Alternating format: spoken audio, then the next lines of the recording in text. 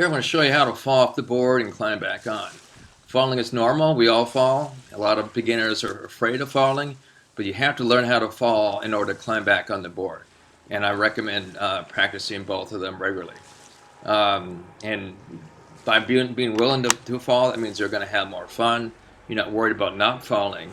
And that also means wearing the right clothing for the water temperature. I'll have a 5'4" wetsuit on there for some cold water.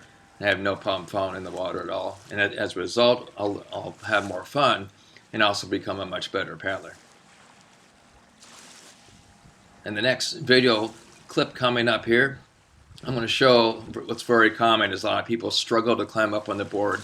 They're using their arms or upper body only. But what you need to do is kick your feet hard. That's going to bring my body to the surface. That's a whitewater kick. And that's going to help me while pulling and kicking to climb up on the board. You also want to learn how to fall flat like a pancake or the high sea plunge. I can fall in 2 feet of water and I'm 6'5", 220. Fall in the water, and I'm also falling away from the board. If I fall on the board, I can actually injure myself. I want to climb up on the side of the board, not the tail or the middle, but this is the rear side or this rear rail. It's more narrow, a lot easier to climb up on than the middle. Here's another falling sample for you, falling flat and away from the board. Don't want to dive off the board, don't want to go off leg first, you're going to hurt your either neck or your ankle. Again, getting up on the rear rail. I can reach to the other side as the board tapers, kicking hard and pulling, popping up on top there.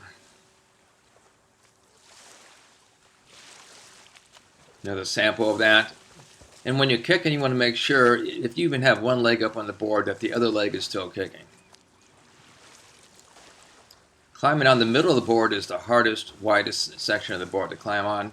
I actually don't recommend it. Particularly on inflatables, it's going to be very difficult. Climbing on the very, very end of the board, or the tail itself, also called the Cowboy Rescue, works, but you're working uphill to do it. Another perspective of that, you can see how that board pops up. Now you're actually climbing uphill. So it's much more difficult to get on.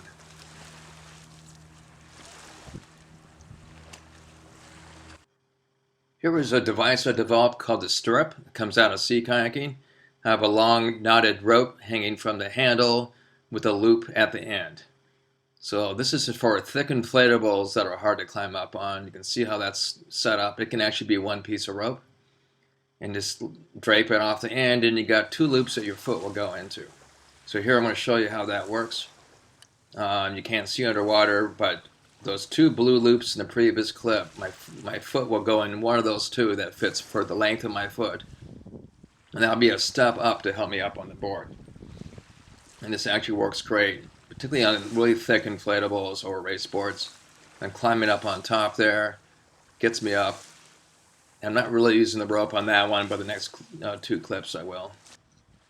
Here it is again, adjusting the length for my foot, stepping up, then using that rope to pull myself up towards the center of the board. And one more time for another angle, putting the foot in the loop. I'll be stepping up, pulling myself up. This actually works great. We work with many students on this in all conditions, including whirlpools.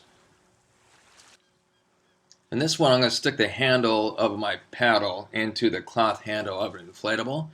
It works great. I'm going to put my foot now on the left of the, on top of the paddle. Use the right foot to kick to help myself up. Here's another angle here. It doesn't work on hard boards because hard boards don't have the cloth handle, and we actually broke a paddle trying. But it works great if you have a cloth handle to attach the paddle to.